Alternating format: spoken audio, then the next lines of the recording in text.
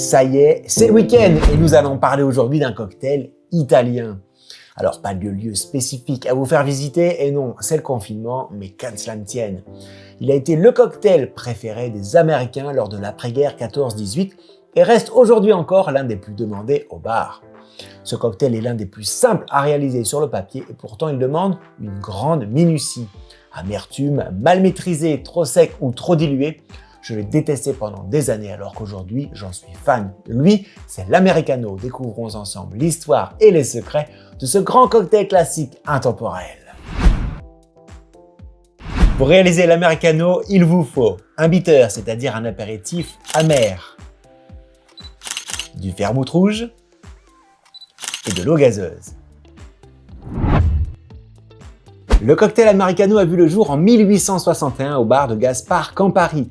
Fils de fermier, il naît en 1828 à Castelnuovo, une petite commune de l'Italie du Nord. À 14 ans, Gaspare part pour Turin, où il va apprendre l'art de la licoristerie. En 1860, il acquiert son premier établissement, le Café dell'Amicizia, le café de l'amitié. Il y fabrique alors ses propres liqueurs, dont une liqueur amère à base d'une soixantaine d'ingrédients, dont la recette est encore aujourd'hui tenue secrète. Cette liqueur à base d'herbes aromatiques, d'épices, d'écorces, de fruits et de cochenille, qui lui donne sa belle couleur rouge rubis, remporte un grand succès auprès des Italiens. Son nom, le Campari. Un an plus tard, Gaspare s'installe à Milan et y ouvre le Café Campari dans la Galleria Vittor Emmanuel II, passage entre la place du Duomo et la Scala. Son établissement devient vite le lieu de rendez-vous de l'intelligentsia milanaise, où se retrouvent intellectuels, hommes politiques, musiciens, artistes et personnalités tels que Verdi, Édouard VII ou Hemingway, encore lui. Et Gaspare y crée alors un cocktail composé à parts égales de Campari, né à côté de Milan, et de vermouth, né à Turin, qu'il appelle le Milano Torino, ou Mito pour les habitués. Et c'est en 1919, alors que le Mito devient le cocktail le plus prisé des soldats américains de l'après-guerre restés en Italie, que le cocktail est baptisé en leur hommage l'Americano. La recette s'exporte peu à peu aux États-Unis et le cocktail commence alors à devenir de plus en plus populaire. Malgré la mise en place de la prohibition de 1919, le Campari étant vendu en pharmacie et donc autorisé. Les Americanos se consomment aujourd'hui selon les préférences et habitudes de chacun. Étant souvent le cocktail maison des restaurants, chacun y va de sa petite astuce. Sans eau gazeuse avec quelques gouttes d'angostura ou encore en changeant la proportion de Campari pour plus ou moins d'amertume. La recette classique préconise de le réaliser directement au verre avec 5 centilitres de Campari et 2 centilitres de vermouth rouge avec un trait d'eau gazeuse. Voici ma recette. Je le réalise au verre à mélange pour un maximum de fraîcheur et surtout moins de dilution. 4 centilitres de Campari. J'utilise ici le vermouth amaro dopo teatro. Il porte le nom de cette tradition piémontaise de boire un verre de vermouth rouge accompagné d'un zeste de citron le soir. La double infusion de quinquina lui procure de l'amertume et l'ajout de Barolo Chinato au vin rouge de base lui confère une grande complexité aromatique.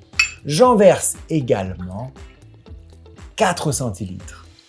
Mélangez le cocktail délicatement pendant une trentaine de secondes et ensuite, vous le versez dans un tumbler rempli de glace. Bien évidemment, vous avez retiré ce qu'on appelle la glace perdue et vous obtenez un Americano, mais il manque un petit quelque chose. Et je propose toujours l'eau gazeuse à côté, tout simplement pour laisser la possibilité à chacun soit de boire l'eau gazeuse nature ou alors de s'en servir pour compléter le cocktail. Et pour finaliser la recette, c'est très simple, une demi-rondelle de citron et une demi-rondelle d'orange. C'est un cocktail qui a du caractère, il est long en bouche, c'est une très belle amertume qui est très bien équilibrée par les notes gourmandes du vermouth. Et lorsqu'il est bien froid, il a même une texture légèrement veloutée qui est très agréable. Et en plus, c'est long en bouche et ça, c'est vraiment très plaisant. Pour le réaliser en grande quantité et très rapidement pour un restaurant ou encore pour une soirée entre amis, voici l'astuce que je vous propose. Vous pouvez tout simplement le réaliser à l'avance en mélangeant vos ingrédients dans une bouteille que vous conservez au congélateur. Son goût et sa couleur ne seront pas altérés et surtout vous ne perdrez pas de temps lors de la préparation de ce cocktail si tous vos convives souhaitent apprécier un bon americano. De plus, le conserver au congélateur vous permettra de le servir on the rocks sans technique particulière pour obtenir un résultat très satisfaisant et inratable. D'autant plus qu'il n'y aura pas de dilution. Il sera donc plus sec et plus amer, ce qui correspond parfaitement aux attentes des fans de ce cocktail intemporel. Voilà les amis, cette vidéo se termine. Merci de votre fidélité à ce rendez-vous du vendredi. N'hésitez pas à publier vos photos sur Instagram avec le hashtag Cocktaillisbois, un classique. C'est toujours un grand plaisir de découvrir vos réalisations. La semaine prochaine, nous découvrirons ensemble un cocktail qui est une vraie bombe, ou plutôt qui tire son nom d'un bombardier, en référence à son effet waouh. Vous avez deviné? Alors rendez-vous vendredi prochain. En attendant, bon apéro, portez-vous bien, buvez avec modération car l'abus d'alcool, vous le savez, est dangereux pour la santé, mais surtout amusez-vous, car ça, c'est essentiel au bonheur.